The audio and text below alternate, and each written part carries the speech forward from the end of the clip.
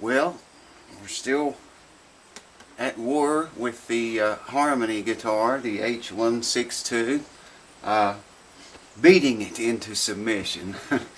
But it's coming along real nice. I'm going to show you the effects of the top being flattened out. Well, let me just get the camera and I'll show you that right now. Hold on. Okay, so you saw me put the face clamp on this thing because of the bridge plate, which runs completely across the entire width of the top here. I've never seen a bridge plate like that before. Anyways, I put lots of humidification inside. I put 4 dampets. These are dampets. Put 4 of those inside of it, and this thing has been clamped up for, oh golly, I don't know, a week, about a week. Straight edge on the down the entire fretboard, and we run that right down the center of the neck. Ideally, we would like to see that straight edge go right over the bridge, just like that. Check that out, folks. No neck reset necessary. That's about as perfect as you could ask for. Granted, string tension is going to create some deflection there, you know. It's going to have a little bit of deflection come back. Hopefully by humidifying it properly inside and out during this clamping process that we have been doing, hopefully it's not going to, the deflection is not going to come back very much. I mean, you know, common sense tells you it's going to, but hopefully it won't be very much, because that straight edge goes perfectly over that. Ideal, man. I wish we could achieve that setting under string tension, but you know, you can only ask so much, I guess. So hold on, let me put the camera back in the tripod and let's figure out where to start. So here I'm just I took a pencil and marked lightly around where the bridge is going to permanently stay, and I'm taking a razor blade now and I'm just going very carefully around those edges just inside my pencil mark, and scraping everything away, making sure there is no finish underneath the bridge. And there was finish before, quite a lot of it. Someone had glued this bridge on before and they didn't do a very good job, and they didn't clean the finish that was left on here, I guess from the factory. Maybe would have held better if they would have taken a little bit of time and did that, but it's getting the treatment now. So should never have any more neck problems or bridge problems with this guitar, or neck for that matter. Anyways, just showing you what I'm doing here. I'm not going to bore you too long with this. We'll move on to something else, because it's going to take me quite a while to go over all of that and make sure all of the finish and everything. We just want bare wood to bare wood before we ever glue that bridge on. So hold on. I want to show you that bridge plate before we got started on this. I've got just it laying up there with two bridge pins in it, and you can't see this, but there's the bridge plate, and it runs completely all the way across to the side, to the bottom here. Same thing on this end. You know, instead of it just laying underneath the bridge, it comes clear up here in both directions. I never saw a bridge plate like that before. First time. So that's why the face clamp thing to flatten the top out instead of Thompson's belly reducer.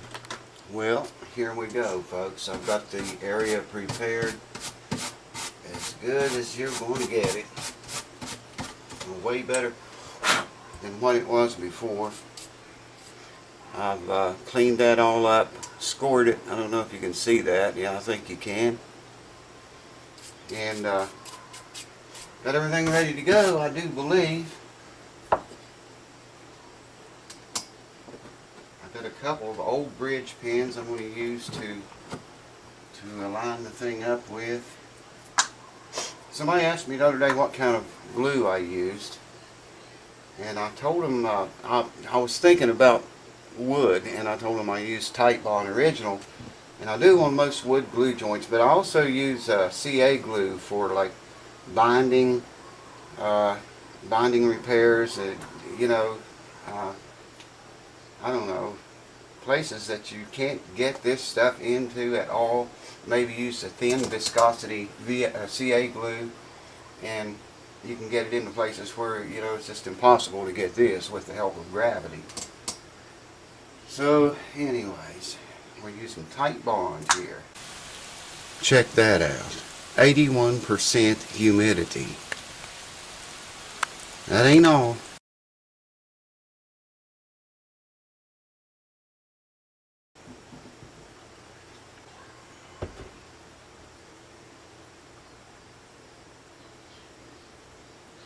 One of the main keys is getting glue everywhere that this bridge is going to touch. That's very important. So I like to put it on the bridge as well as the guitar itself. I like to see a lot of squeeze out. Is always a good thing.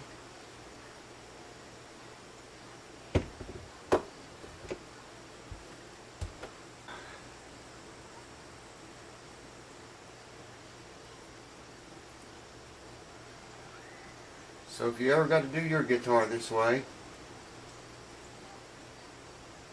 here's a good place to learn how. At least when I can remember to tell you the steps involved. Okay, so there we are, glue on both pieces. Just roughly get that in the right area for the moment. And then I want to stick these in there just to make sure we are where we're supposed to be.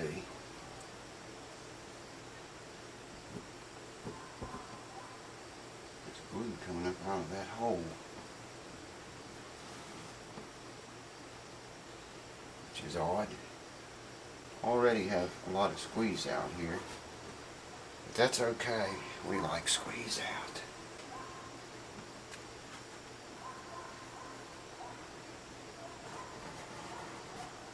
Just try to get all the squeeze out I can get right now.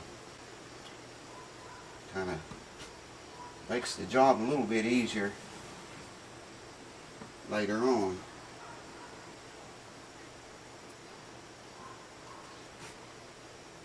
And like I say, what I've showed you, the glue all over this bridge, or all over the, not the bridge, but the top of the guitar. I showed you that before I even took the bridge off, I think. Wanted to make it clear that I did not do that. Wasn't me. Was not me.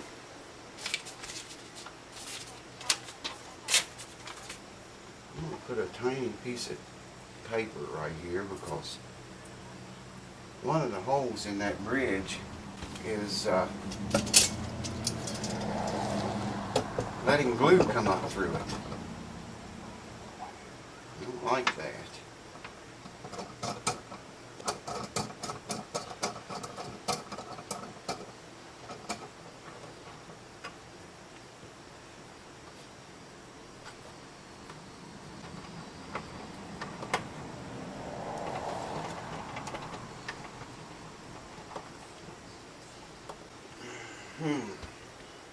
Yes, sir.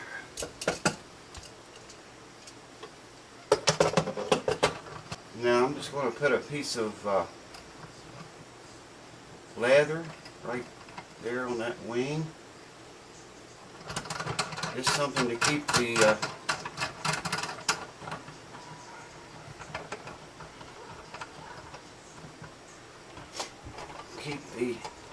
clamp from indenting the bridge. Yeah. Same thing here. That's why I put the piece of paper there. because I don't want to glue this piece of leather to the bridge itself. Put a little piece of wood right there.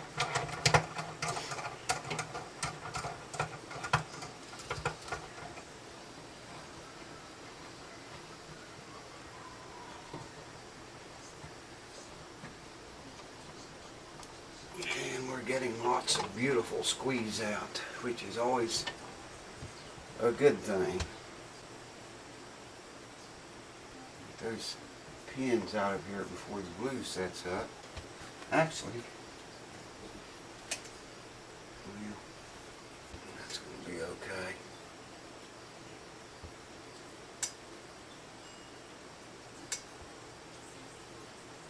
Let me see if I can get in there with this rag.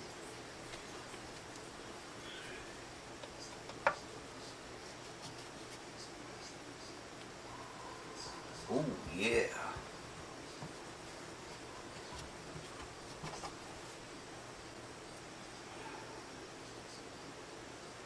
Lots of squeeze out.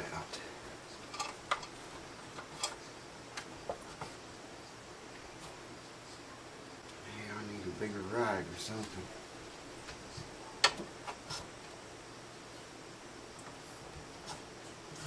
You only have so much time to get that squeeze out off before it starts to set up or starts to stick. I'll tell you what.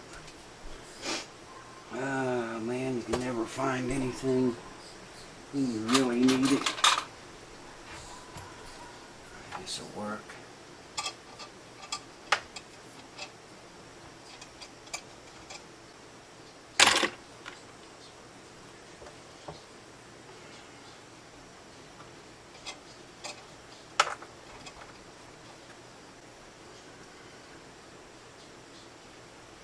Perfectio.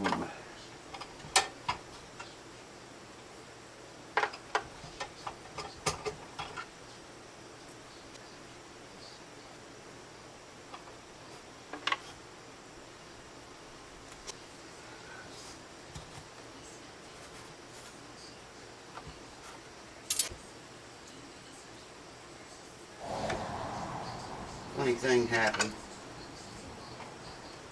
and I thought I should pass it along to all you guys that have music related channels, okay?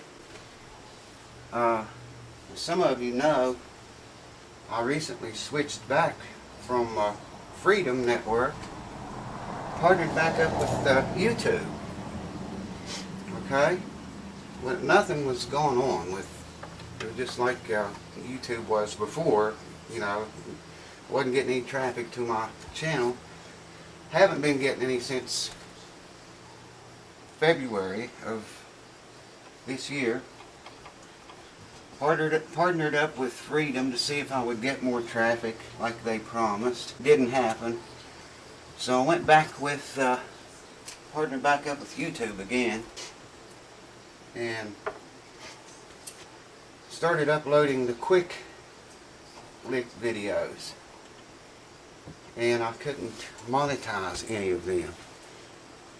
YouTube says that I need to provide proof that I own the content on one of those Tony Rice licks that I showed you in the quick licks videos. And I told them, I said, it's not copywritten stuff, it's traditional. It's not even a tune, it's not even a song, it's just a traditional guitar lick, and it's me teaching it, trying to show people how to do it. You know, I couldn't provide any proof that I owned that other than I filmed myself playing. But we went round and round and round over that, man. Finally they monetized all of them. You know, and I told him, I said, I've been doing this for years. I said, I switched to Freedom, never had a problem, switched back from Freedom to YouTube. All of a sudden now, you're telling me that you're trying to hold me on copyright infringement. You know, bullshit, man. It's a guitar lick. Everybody and their brother either knows it or wants to learn it, or, you know, anyways, you guys and gals that do music on your channel, be aware of that, because you know, I never expected that. Never expected to see that, anything like that coming. They may or may not hit you up, I don't know. Hopefully you won't have that problem, but just a heads up in case, you know, something does come up. You may want to have some kind of proof that you own all of the music on your channel, because you know, from what I understand, they just pretty much don't argue much about it. You either provide the proof or they shut you down. Pretty much is what it boils down to, which sucks. But yeah, man, wanted to pass that along to you guys, tell you before you got slammed the way I did, or almost did. It was an easy fix. I mean, they took care of it, but you know, it should have never been an issue, really. I mean, come on, it's, like I say, it's a guitar lick, you know. So there we are, we're glued up, and there again, like I said, all this glue left around on the finish, I didn't do that. Someone repaired this crack right here too. There's a crack extends from right here all the way back to the bottom of the guitar. Someone repaired that, and it's holding together, but I can see where they, I guess, rubbed glue in a circular motion. It's all over the finish there. Oh man, I wish this guitar could have made it to me before any of that took place. So anyways, you want to learn how to glue a bridge back on your guitar? Well, you just seen what it takes. I used to clamp these things up, man. My God, you'd think there was a prisoner. I was trying to keep them from getting away. I put so much clamps and crap on there. Over the years, I've learned that you don't need to do that. It doesn't take all that much glue, really. Or glue, all that much pressure to get it to stick. You don't want to squeeze every bit of the glue out. You know, you want to leave some in there. I used to squeeze it, man, until it was unbelievable. I mean, I'd have like 5 clamps on it. Wedges drove into it, and just all kinds of stuff. And you know, that's okay. I mean, but you really, for me, I don't need that much stuff. I've always, well, not always, but the last, I don't know, 5 or 6 years, I guess, I've only been using 3 clamps. Try to distribute it out, you know, evenly across the bridge. Seems to do okay for me. I've never had any problems, never had one come back. Every bridge I've ever glued on has stayed, which is good. I hope that thing's recording. Yeah, it is. So okay, we got the bridge glued up. I'm going to leave that for, I like to leave it 48 hours. Some people, you know, go with 24. I've even seen some of them go with 12. Oh yeah, the belly bulge. It's, I mean, I'd have to find my measurements. I wrote it down. It was about the thickness of an American nickel before, here and over here. And it's probably the thickness of an American dime now. So we gained a lot on that belly. Like I showed you, you can move the straight edge, comes right down, slides over top of the bridge. It's hitting it, but it's not hanging up on it. And like I say, we'll get deflection there from string tension. You know, it's going to rise a little bit. And that's okay. I think we have enough. We flattened it enough. I think, you know, we're going to have some room to play with. Especially after I remove some off of the bridge. And the reason I'm gluing the bridge back on it and then going to remove the material I need from it is because of measurements. I want to get the proper measurements and everything to make sure this stays flat with the bridge. It's hitting a little bit now, but by the time I take a little bit off that and level it out, I think we're going to be okay. Concern right now is we have a pretty good hump right here. It's actually I guess some people refer to it as a ski jump. Okay, the neck from the nut to the body here is flat. I mean perfectly flat. And then we have this huge ski jump from the body upwards here. I don't think it's going to affect or hurt anything because, you know, not a lot of money is made in this area right here. So hopefully it'll all be good. So I need to knock the nut out now, and we need to go to work on the frets.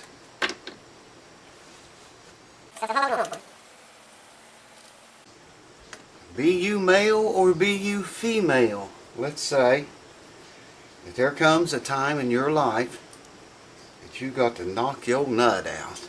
Okay? Now I like to just lay some kind of towel or rag, something over top of the nut, take a block of wood, place it right up against the nut, and take a hammer and peck that. And you want to hit it kind of fast, not really hard, but yeah, I don't know, you kind of develop a feel there. It came right out, I think. Yeah, you just sort of develop a feel for that. You know, it can be glued in there. Sometimes people put too much glue on these things, and you bring wood out with it when it comes. It only takes a tiny little bit of glue, you know, to hold that thing in place. But I wanted to take it out because I'm going to be doing the frets, and obviously can't sand down here this way, so I'm going to start down here and sand off into infinity. So I think I can go ahead and do the frets. I couldn't do the frets before because I had that big face clamp, I call it, on there. And it was kind of weighted. It came clear up to, I think, the 12th fret or something. So I couldn't do frets with all that stuff on there clamped up. Now I can get to them. I talked to Jesse about removing these wire brush looking appearances in the fretboard, and he didn't seem to be bothered by them. I think he was okay with just leaving them that way. I've heard some people say that those were caused from the tools they used at a certain time era, and I've also heard people say that you know, Harmony did that to have some idea of maybe what decade the guitar was made, or a certain years they did it. I don't know, but I don't like it myself. I don't like the looks of it. But I'm going to leave it alone. The way Jesse talked, he was okay with it. This crack over here I don't think is going to be a problem. My intention was to sand away some of this roughness, smooth this out really nice, and then use that dust to repair this crack over here on the side that I showed you in the earlier videos. But I think he's okay with just leaving that alone. He said he didn't know what he would do if I sanded it out. So I guess I'll just not bother it. You know, it'll still look original, but in my opinion, you can make it look a lot better if, you know, if it was really smoothed out, oiled up good and stuff. I am going to oil it up after I get the frets done. But hang on just a minute. So we were very successful, I think, so far in getting this top flat. It's went down a considerable amount, and I think it'll stay there, you know, for the most part. Like I say, it's going to have some deflection when we tune it up to pitch. I was going to do the frets today. I'm not going to, and I'll tell you why. Like I say, we have a really huge ski jump right here, like where the fretboard meets the body to the end of the fretboard, and I need to really you know, I could start right here and sand off this way. I want to sand in both directions because I'm going to use diamond grit files on this. But I really need to come down through here where it's flat and then hit this humped part last. And try to, even though the hump's still going to be there, try to get the frets as level as I can get them. I can't do that with those clamps up here like we are right now. So what I'm going to do, I need to get a video up on this anyway. I've been kind of behind. I got the Windows 10 on my new computer. That's a whole nother story, man. And I just got behind on everything, installing, updating that crap. It's okay so far. It seems to be really stable and running good. Maybe I'll do a video about that too sometime. That experience. It took all day long yesterday. And night.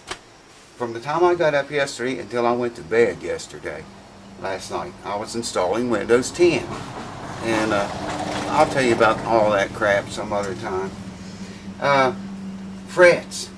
I'm going to give this 48 hours. Today is Saturday, I think.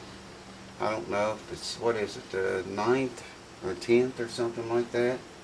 1 year ago today, our band was playing a private party. It was called the Man Party, and it was all guys. I don't know why I even thought of that, but yeah, because that was on the 9th, and that was last year. So it's either today, a year later, it's either the 8th or the 10th. I have to look at the calendar and see. Let's take a look at my phone. It's the 8th. Okay, cool. So today is Saturday, August 8th. I'm going to leave that for 2 days, 48 hours. Come back here and take these clamps off, and we'll do the frets. And then after I get the frets completely done, crowned and polished and everything, then I got to put the neck back in the vise. Same rig we had up here before. Try to get a little more backward bow in that neck.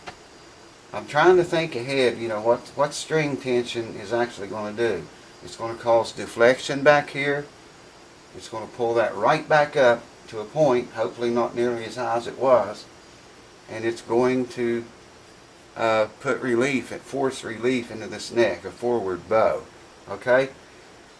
I'm thinking after I get the frets completely done, and I put this back in a vise, put it in a backward bow, and leave it for another frickin' week if it takes that long, get as much backward bow as we can get. So the string tension there again will either level that neck back out, or hopefully put just a little bit of relief into it. I'll measure the relief, everything, once we get it strung up and everything. I can't do anything except measure it. That's all I can do, is just see what it is. Like to see 10 to 12 thousandths right there on the neck relief, but good Lord, if we'd land on that number, it would just be a miracle. You know, I have personally seen miracles happen before. It could happen, but it is a slight, minute chance that it would ever land anywhere near 10 to 12 thousandths relief. My guess is going to be, it's going to be a lot more than that. But, you know, we'll get it close as we can with the steel reinforced neck, no adjustment. Like I said, we're just going to try to beat it into submission. So, that's about it for today's video, folks. Thanks for stopping in. Thanks for the new subscribers, old ones. You guys are off, man. I appreciate every one of you. And it just blows me away to see how many different countries people are viewing this channel on. That's just mind-blowing. Every country on the globe, someone is watching this channel. I dig that. So we see you on the next video, and we'll do frets, or I might do them and then bring you back and show you what happened. I don't know, but stay tuned, because you're going to want to hear this baby, and it is going to live and scream again once it's beaten into submission. See you on next video, folks. Cheers. Take care of yourself. Welcome to the house. That never sleeps and never stops frickin' raining. Oh God, like we need more rain.